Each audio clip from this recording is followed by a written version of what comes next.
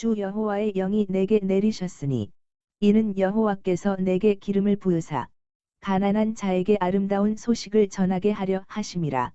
나를 보내사 마음이 상한 자를 고치며 포로된 자에게 자유를, 갇힌 자에게 노임을 선포하며 여호와의 은혜의 해와 우리 하나님의 보복의 날을 선포하여 모든 슬픈 자를 위로하되 무릇 시온에서 슬퍼하는 자에게 화관을 주어 그 죄를 대신하며 희락의 기름으로 그 슬픔을 대신하며 찬송의 옷으로 그 근심을 대신하시고 그들이 의의 나무 곧 여호와께서 심으신 그 영광을 나타낼 자라 일컬음을 받게 하려 하심이라.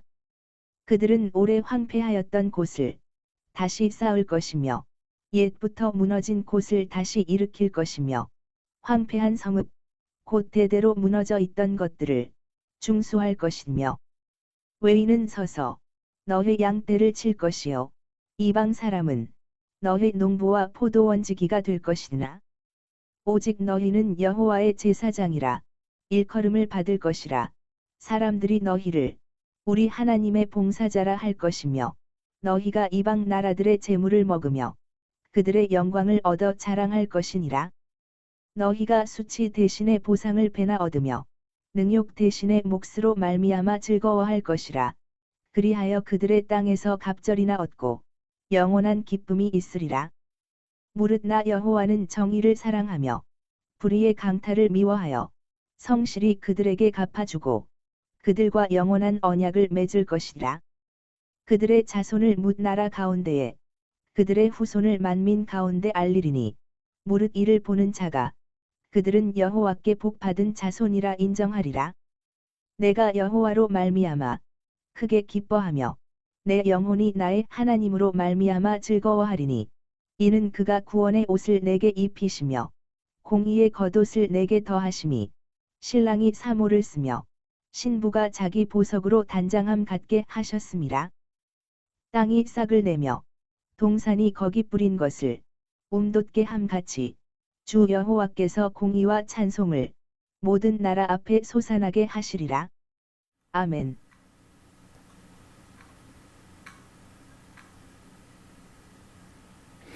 여호와의 은혜의 해를 이사야 61장은 말합니다. 메시아의 평화적 사명에 의하여 예언된 것입니다.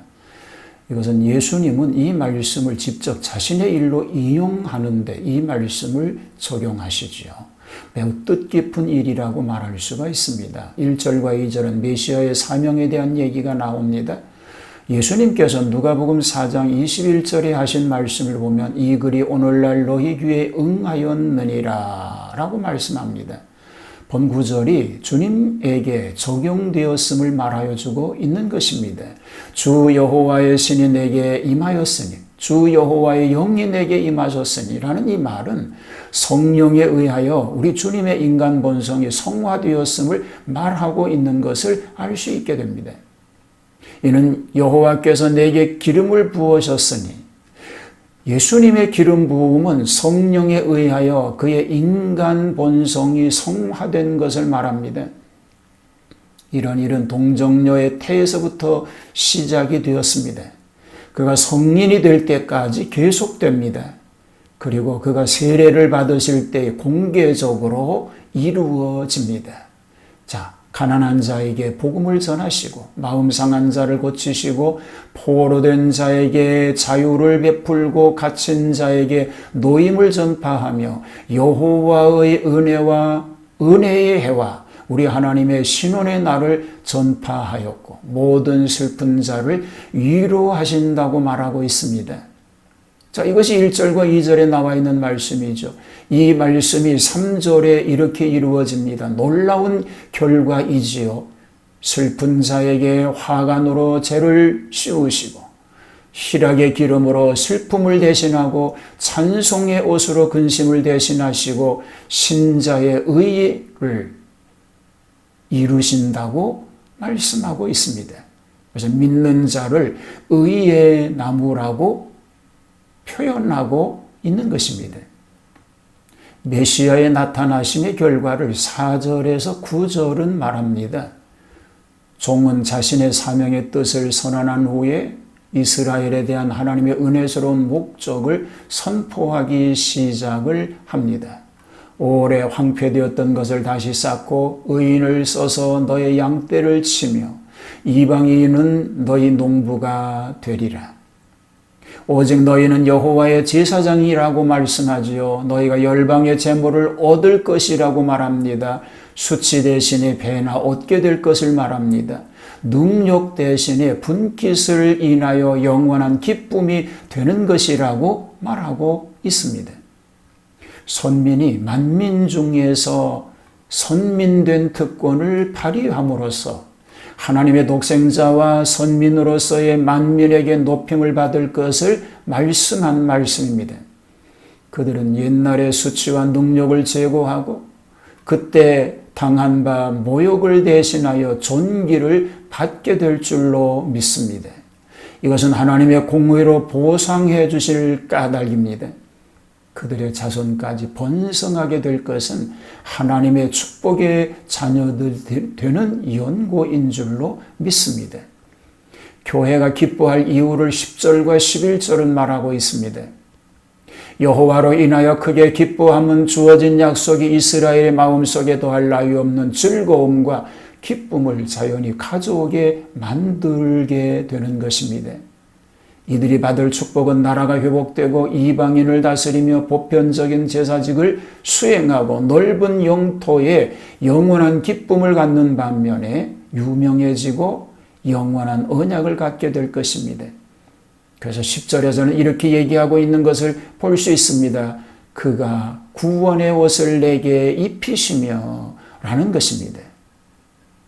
그러한 자연적인 결과는 구원이 가져오는 것입니다.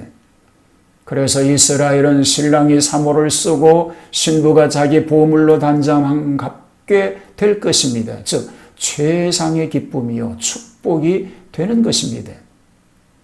자, 11절은 이렇게 얘기합니다. 땅이 싹을 내며 동산이 거기 뿌린 것을 돋게 함같이 주 여호와께서 공의와 찬송을 모든 나라 앞에 솟아나게 하시리라고 하였습니다. 이것은 교회가 그 받은 하나님의 은혜 때문에 감사하는 찬송입니다. 이는 구원을 주시면이 곧 구원하여 주시는 의를 나타내고 있는 말씀인 것입니다.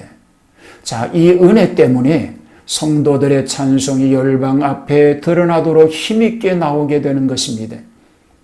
이것은 물론 하나님께서 그 백성을 악한 자들의 손에서 건져주시는 의의 출현 때문에 나오는 찬송인 줄로 믿습니다.